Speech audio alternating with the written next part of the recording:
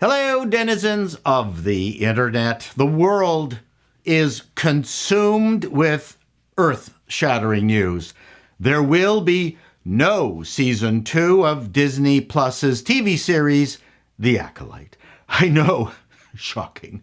I will give you a few moments to collect yourselves. If you are presently curled up in a fetal position on the floor suffering from crying jags, I'm sorry, but I will have to press on. I have a show to do. I can't say that I'm surprised, but I was surprised, as it was probably the wokest of poster children. Lesbian showrunner, writer, and director of many of the episodes, made with the blessing of the Force is Female Kathleen Kennedy, starring a non-binary black woman, sexually ambiguous characters, incompetent white males, starring a straight Korean actor who memorized his lines phonetically, yet acted better than anyone else in the show. Of course, he had to be killed, men bad. Unless it's the new Thirst King, Manny Jacinto, a bad guy who turns the good girl bad. What woman doesn't dream of that? Of course, there was the lesbian space witches who kill themselves off, much like the People's Judean Front Suicide Squad in Life of Brian. Now, I have to add a caveat that the aforementioned crew is not a reason for something to be bad. Experienced talent from every persuasion are not immune to failure, even the spectacular failure that was The Acolyte. Just because Kathleen Kennedy oversaw the production of the greatest string of spectacular failures in show business history with Disney, let's not rush to pin the blame on any one person. So, why was The Acolyte not renewed? Ultimately, it was two simple things. Not enough people watched it, and it was too expensive. Not being good is not a data point in the world of entertainment. Adam Sandler is famous for his critically declaimed movies that have brought in billions of dollars to his very happy studio partners. Official entertainment critics have universally praised Disney's collection of stunning and brave Star Wars efforts. Maybe Disney shouldn't be listening to the official critics. I actually saw every episode, often several times. This is the painful and cruel aspect of reviewing entertainment that you folks out there just don't know about. It's not all free passes and gift baskets. The Acolyte was a bad show. It had aspirations of being a Star Wars The Manchurian Candidate, but it ended up being a Mandarin buffet restaurant with overcooked sweet and sour chicken balls.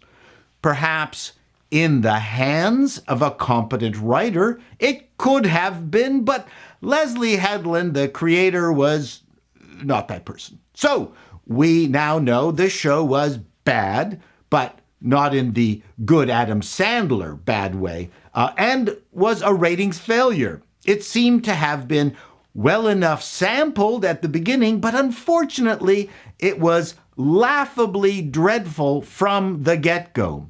The moment May, played by Amanda Stenberg, challenged a table full of aliens sitting in a bar to a fight, all was lost in this silly effort. Yet, the show was dripping with so much of the modern politics and diversity agenda that we've had to endure for years now.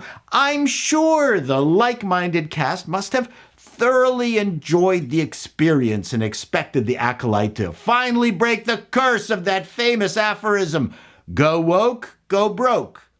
Alas, this will not be the case. There will be no season 2. We only wish the same fate had befallen Ahsoka.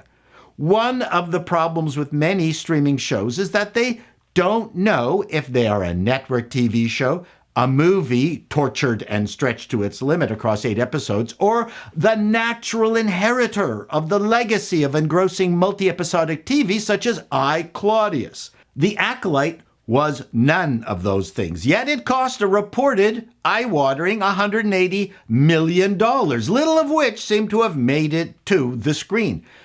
The show made no sense. It was festooned with convenient plot magic when required. We were taken to unexpected places because the story needed to, not because it made any sense. It had mysteries that weren't very mysterious. We were introduced to the first flaccid lightsaber and the giant jungle moth. A plot that required Jedi Saul being constantly interrupted from spilling his deeply held painful secret to Osha, then to Osha again, then to May pretending to be Osha, and then May with Osha. We had to endure Amandla's acting, which had the range of a wanted poster. Let's end the summary there. I don't need to repeat what was in my previous videos. Go watch them. Suffice it to say, since Lucas dumped Star Wars in Disney's lap, we have been given nothing but imitation Star Wars. And the Acolyte was only the latest cruelty. It's not a ripping adventure, the characters are not interesting, it has no gear porn, and worst of all, it had no urgency. It was people standing around talking, interrupted by badly done lightsaber fight scenes. No one was rushing down a street or a hallway trying to get out the few bits of dialogue they have time for before a catastrophic event interrupts them.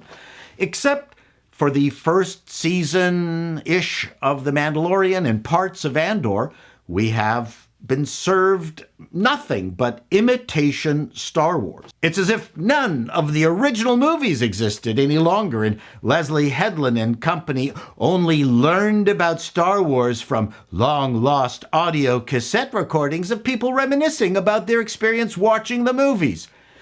The fundamental memories I have of the original trilogy include urgency, likable characters, adventure, Jedi who didn't act like highway patrol officers, and shit happening. Nothing happened in The Acolyte. Curiously, all these diversity-infused efforts have actually found an audience who are disconsolate about its cancellation. So The Acolyte was canceled. And it doesn't really matter whether or not you liked the show or not. It was set up to fail from the beginning. When The Acolyte was first announced as a female-run show with Leslie Headland at the helm, starring a black femme and a diverse cast of characters unlike we had seen in a Star Wars project before, the review bombers took to the internet before the show even had a chance to air, is allowing the bigots to win. That Star Wars needs to be white and male and it can't be anything else. Probably the same people who participated in campus encampment protests. I read the posts. These unemployed graduates of feminist studies genuinely loved The Acolyte and thought it was deep and significant. And this concerns me primarily because Star Wars is not supposed to be deep. It's supposed to be fun, which it no longer is. Till next time, denizens, be seeing you.